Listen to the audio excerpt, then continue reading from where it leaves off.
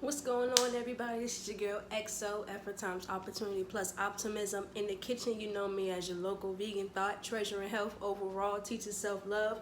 And today we're going to get into the how-tos. Today, episode number 1, I'm going to start off with top dog. One of the main things that people tell me is their barrier from getting into a vegan lifestyle: cheese. So we're gonna do a gluten-free, nut-free cheese. I'm gonna show you how to make it. So simple, and it's so tasty and so delicious, and I can't wait to show you guys so you guys can become master vegan chefs in the kitchen yourself.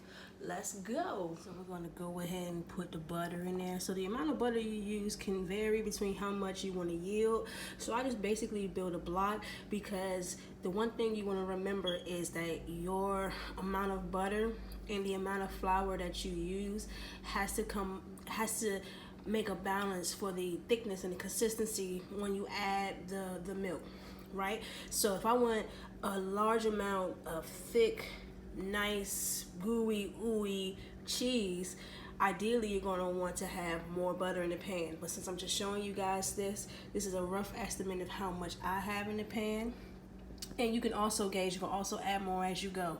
All right, so now that the butter has melted, you go ahead and add your chickpea flour. You can use any type of gluten-free flour for your gluten-free and nut-free cheese sauce. And today, if you guys didn't know, we're going to work on a queso. So once you got the butter melted down in the pot, you want to go ahead and add your chickpea flour. Now with your chickpea flour, you don't want to add too much to it, because you want to be able to allow enough of the butter to bind to the flour so that it can get kind of thick and kind of chunky. So you want to keep on mixing it until they both combine and you're able to see the change. Now this is called a roux. A lot of chefs use this to thicken their sauces. So a lot of people, they use flour. I know a lot of vegans, we like to use tapioca starch. Sometimes the tapioca starch, however, can be a little glue-like, depending on the amount that you use. Here, this is a little loose, so I do want a thicker type of cheese. So I'm gonna add some more chickpea flour. So you go ahead and add more flour, and as you can see, it's getting really thick and it's getting a nice thick texture to it. The main thing is to keep the heat on. You don't want to have it too high, you don't want to have it too low. You want to keep it at a medium temperature between 4 and 5.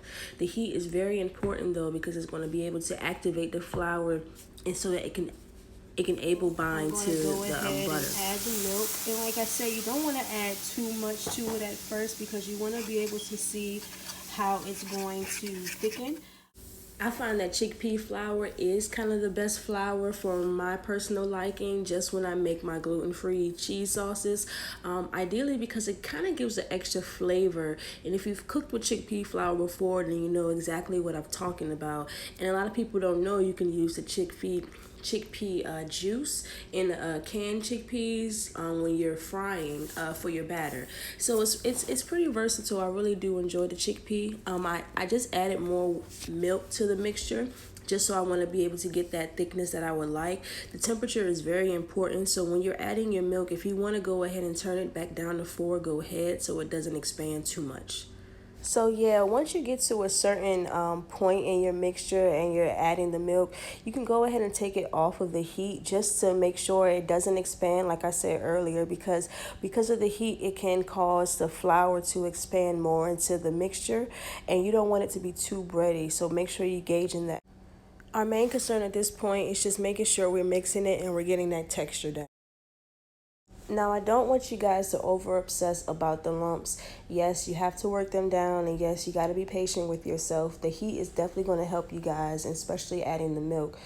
But definitely just know that once we get a lot of the fun stuff in there, it's already going to be cooking down. So we're going to add the fun stuff now. Here's the fun part. So my favorite part, of course, of all parts, is adding the nutritional yeast. Now, I have heard of people adding too much, but you can really add a lot depending on how much cheese you would like. So you shake. So I like to add a little bit.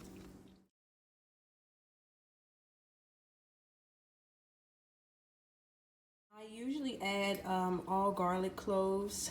to this mixture as well, but I don't have any garlic cloves with me, but you can definitely crush up garlic cloves and add it to your mixture if you like. Of course, you'll have some chunks of it, but I mean, it's garlic, and who doesn't love garlic? So I add some garlic garlic powder, just a few sprinkles just to gauge the flavor. Like I said, all the seasonings are to taste, so it all depends on what you like. And I also have my Heal Thyself Healthy Mixes, have my paprika, my smoked paprika that I like to add whenever I do a queso because it adds that different flair to it. And of course, and I usually have Himalayan salt from them guys as well, but I ran out.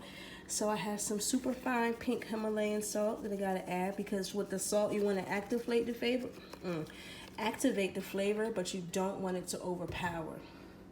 Last, well actually not last, but second to last is going to be jalapeno peppers. I went ahead and added the jalapeno peppers already diced. You can get fresh jalapenos as well. I find that does add a different bite to it, and I love it as well, of course. One of the key ingredients to my cheese is going to be also apple cider vinegar. So I add a capful just to give it that extra funk taste, like you know how cheese actually has. So we go ahead and mix it all in. So once I added all the fun stuff, I went ahead and added more milk because I saw how my mixture was becoming too thick. And so what I wanted to do was cut it down because I don't really want a thick cheese sauce. You know, that's more so for when we get into more of the deli sliced cheese. But I wanted more of like a queso cheesy sauce to dip nachos in. So I went ahead and added more. Now, if you add too much milk, just go ahead and add it to the heat and maybe add a little bit more flour. But the heat will definitely will help thicken it up. Bring it to the heat, and the heat will go ahead and eliminate a lot of that. This method they also use to make gravies. So yeah, you can use this method for a lot of different things, and I love it. You know, I love it because I've used it for, you know, white cheese, queso cheese, Italian cheese. It's all depending on the flavors that you put in the food. The intention behind what do you want to pair with it, I find is the most efficient way to cook and come up with things that we're used to eating as meat eaters, but not if we've, you know, transitioned or we plan on transitioning to being either less meat eaters or completely eliminated out of our diets. You find that food is naturally just taste and texture because meat doesn't come out tasting the way it does, and neither do plants. All right. Well, actually, some plants are actually pretty freaking good without any seasoning, I will say. So after I've tasted it, I'm going to add a little bit of my jalapeno sauce, my jalapeno juice.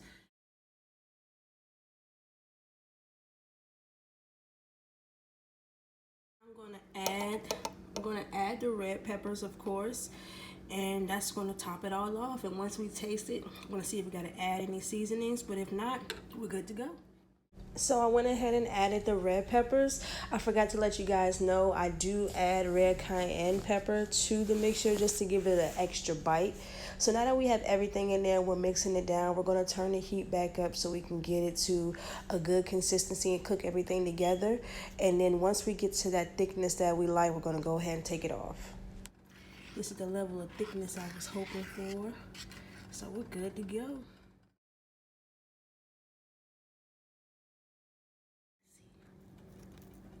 Yeah, boy.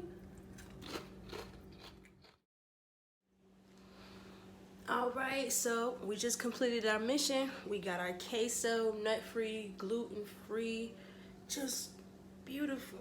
You know what I'm saying? Cruelty-free, you know?